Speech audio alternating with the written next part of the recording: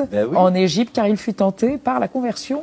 Paraît-il, hein, nous avons le 26 Thermidor en 7, c'est-à-dire le 15 août 1799, parce que ce jour-là, le jeune général Napoléon Bonaparte se trouve au Caire en Égypte. Eh bien, le 15 août, justement, il fête son anniversaire. Oui, il vient d'avoir 30 ans, happy birthday Napo, tout ça. Donc surtout, il écrit... Bah oui, Napo. Bona ou Napo? Bona. Le jour de la fête de la Vierge. Ouais, en plus. C'est vrai. Il écrit une lettre au sultan du Maroc qui commence par ces mots. Il n'y a pas d'autre Dieu que Dieu.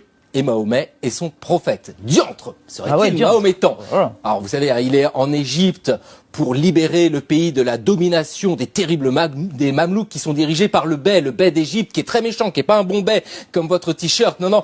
Et oui, on en était arrivé là. Ça vient de loin. En vérité, en vérité, il est là pour couper la route des Indes aux Anglais. Et ce qu'il découvre le fascine.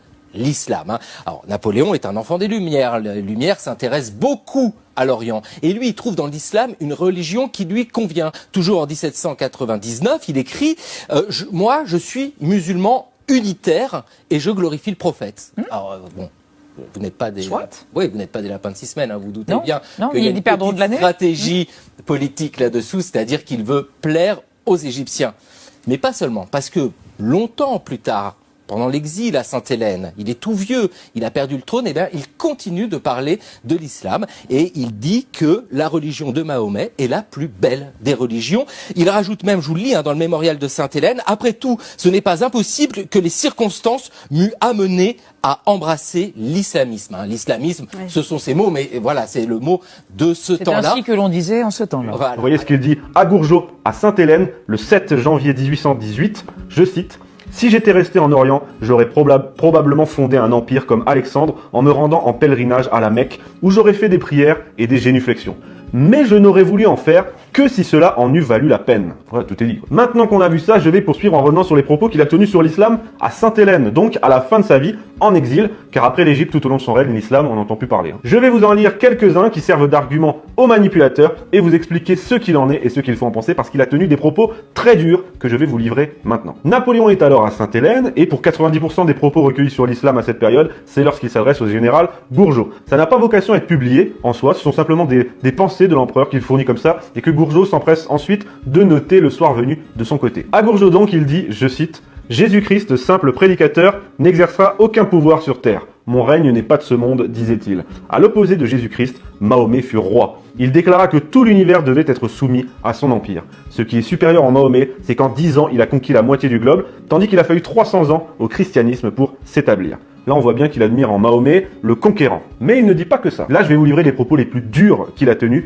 À Gourgeot, toujours, il dit également, et pour moi c'est le plus terrible, je cite: « Puis enfin, à un certain moment de l'histoire, apparut un homme appelé Mahomet. Et cet homme a dit la même chose que Moïse, Jésus et tous les autres prophètes. Il n'y a qu'un Dieu. C'était le message de l'islam. L'islam est la vraie religion.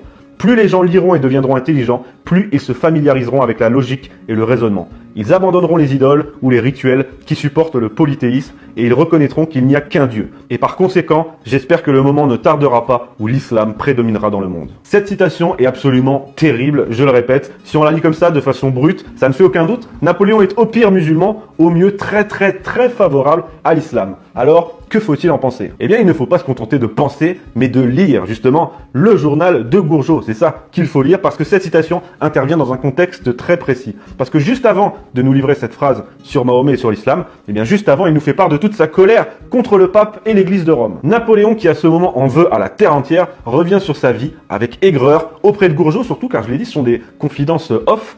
Et quelques lignes avant ce que je viens de vous lire, il explique que le christianisme a été récupéré, je cite, par un groupe de politiciens de Rome. Puis ensuite, il défend l'unicité de Dieu. Et pour défendre l'unicité de Dieu, eh bien, il prend Mahomet en exemple. Il prend l'exemple de Mahomet et de l'islam, dont selon lui, le message est simple et clair.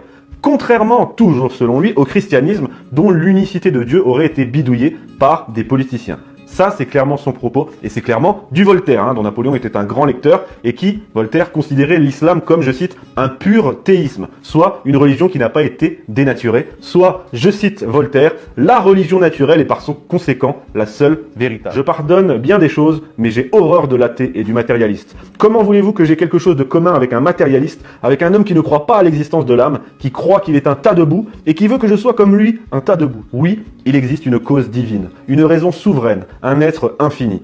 Cette cause est la cause des causes. Cette raison est la raison créatrice de l'intelligence. Il existe un être infini auprès duquel, général Bertrand, vous n'êtes qu'un atome. Auprès duquel, moi, Napoléon, avec tout mon génie, je suis un vrai rien, un pur néant. Entendez-vous? Je le sens, ce Dieu, je le vois, j'en ai besoin,